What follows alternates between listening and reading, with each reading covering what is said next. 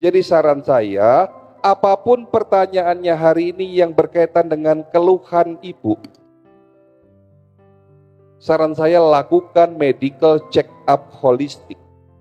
Supaya kita nggak kira-kira.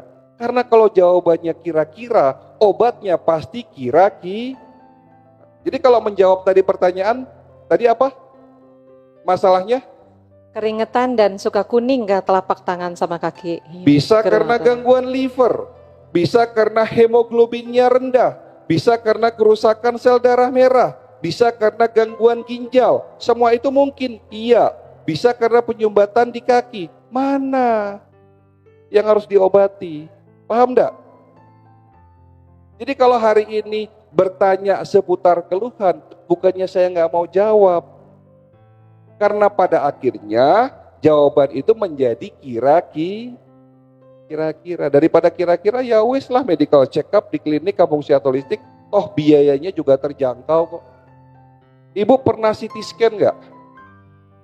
Kalau nggak pakai BPJS, CT scan berapa biayanya? 1.500.000. Satu organ atau dari kepala sampai ujung kaki? Seluruh? Kepalanya tok toh? Atau jantungnya tok toh? Jantungnya tok 1,5 juta, kepala tok 1,5 juta. Kalau seluruh organ berapa? Bisa biayanya 25 juta. Medical check up holistik di klinik kami dari kepala sampai ujung kaki biayanya hanya 1.250.000. Itu seluruh organ, sudah dengan konsultasi gratis dengan dokter-dokter di sana, termasuk dengan dokter Cahyo. Iya toh? 1.250.000 itu sudah medical check up holistik dari kepala sampai ujung kaki. Ntar cuci usus, keluar duit lagi lah. Iya, sehat itu mahal. Kalau mau beli produk cuci usus nanti sama tim di belakang tuh. Ya, bapak-bapak yang ganteng-ganteng di belakang itu adalah dukes-dukes kita, duta kesehatan kita dari perusahaan yang saya buat. Nama perusahaannya Happy Growth. Happy, bahagia. Ya, itulah. Maka kenapa saya buat perusahaan namanya Happy Growth? Supaya orang yang ada di dalamnya, orang yang mengkonsumsi produk-produk kita semuanya berbahagia. Ya, karena sehat itu jadi bahagia. Syarat sehat juga bahagia. Gitu. Ucapankan doa. Makanya saya buat perusahaan itu agar menjadi doa. Happy growth. Bertumbuh secara bersama-sama berbahagia. Ya. Oke, lanjut. Yang kedua, titipan juga ini yang sedang menonton Kalam TV, Pak Dokter. Jadi beliau WA bertanya apakah asam urat disebabkan kebanyakan makan protein. Itu yang pertama. Yang kedua, sebelum makan apa-apa bangun tidur, minum 2 gelas ukuran 500 ml. Jadi 1 liter sebelum makan apapun. Apakah itu sehat? Terus yang ketiga, ini titipan juga soalnya. Ada di sini bidadarinya. Apakah mempunyai anak berusia 20 bulan, belum bisa jalan, berdiri sendiri, juga belum bisa, badannya lemas. Kenapa dokter? Terima kasih. Itu aja. Yang pertama tadi malah lupa. Apakah asam urat kebanyakan makan protein? Segala sesuatu tidak boleh berlebihan. Jangankan protein. Air putih saja tadi ada takarannya. 30 cc kali berat badan. Makan protein pun ada batasannya. Tidak boleh kurang, tidak boleh berlebih. Semua harus sedang-sedang saja. Kata siapa? Kata Fetty Vera. Kan ada lagunya sedang-sedang saja. Ya. Karena Nabi mengatakan, makan dan minumlah kamu jangan berlebih-lebihan. Cukuplah sepertiga buat makanan, sepertiga lagi buat minuman, sepertiga lagi buat bernafas. Kita sesek karena besesek makannya banyak. Jadi seseknya ibu ini karena besesek makannya terlalu banyak. Ya. Sudah makan nasi, sudah makan lauk pauknya, masih lagi ngemil. Gitu loh. Jadi protein pun tidak boleh berlebihan. Namun, Nah ini ilmunya. Asam urat itu tidak disebabkan karena protein yang berlebihan. Protein berlebihan itu bukan penyebab, tapi pemicu dari penyakit asam urat. Ada penyebab, ada pemicu. Penyebab utama dari penyakit asam urat adalah menurunnya fungsi organ ginjal. Jadi yang diobati apanya? Ginjalnya. Tapi nggak stop sampai di situ. Ginjalnya diobati, pembuluh darah yang menuju ginjal dilancarkan, ususnya dibersihin. Jadi semua penyakit sebetulnya apapun itu, ibu sakit atau tidak sakit, itu sebetulnya kalau mau sehat lakukan cuci usus secara berkala. 3 bulan sekali ibu lakukan cuci usus. 2 minggu berturut-turut ibu minum suplemen cuci usus. 1 hari 1 saset. Besok paginya itu BAB bisa lebih dari 3 kali. Tapi insya Allah tidak diari. Bayangin kotoran yang ada di usus kebuang semua tuh.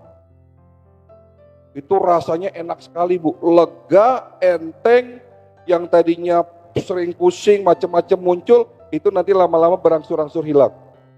Karena kotoran yang di usus itu penyebab oksidasi naik dalam darah kita. Tadi saya sudah jelaskan itu semua. Ya.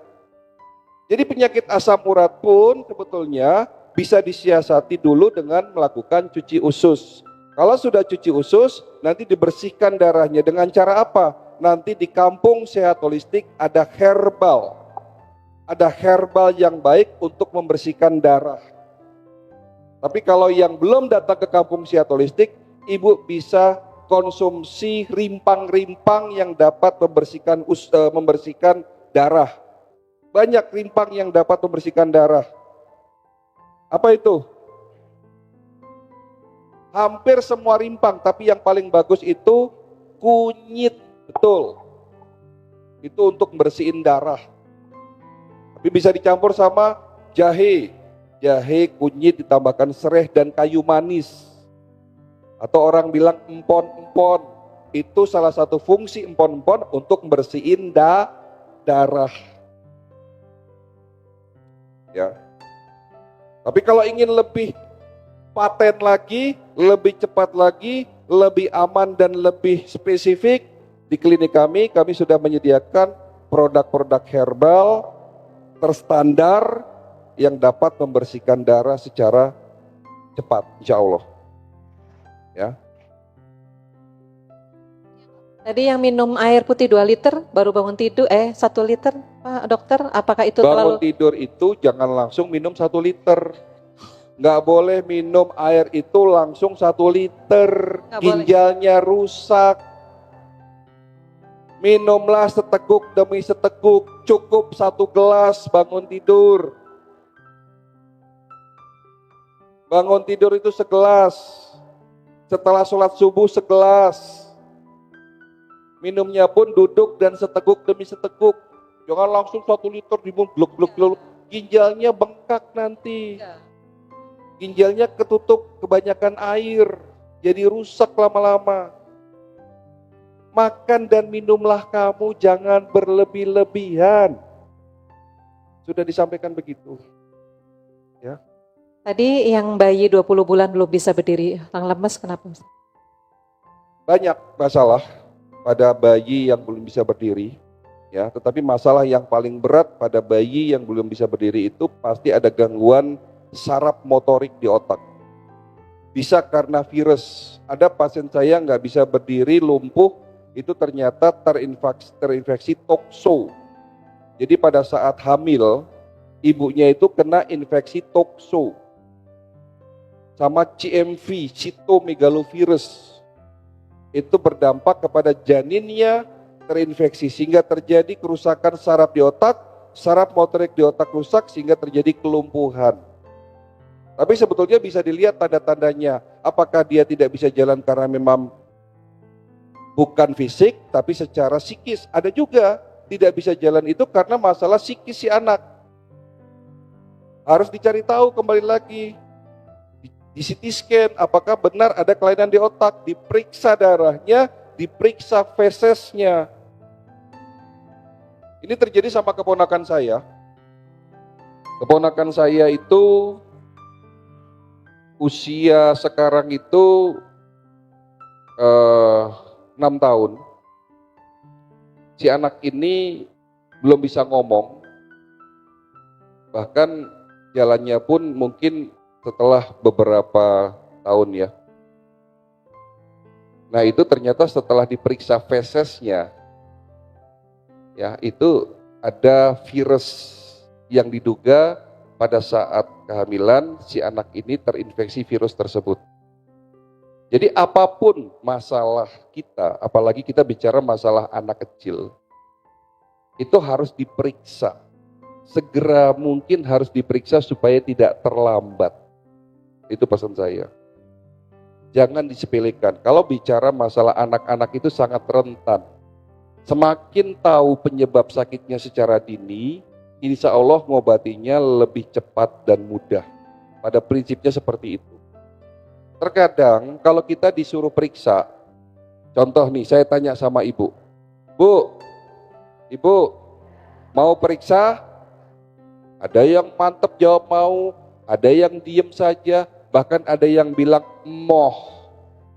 Karena apa?